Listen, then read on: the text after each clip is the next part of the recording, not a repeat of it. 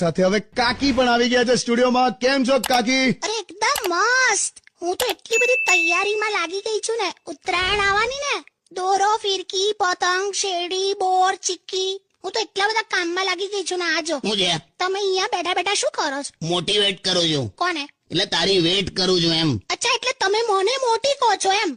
Motivate કરું છું તારી એટલે એટલે એટલે હું જાડી તા જોક માર્યો ખાલી. જોક કર્યો, પણ એમાં તમારે જે કેવું હતું એ તો કઈ જ નાખ્યું ને.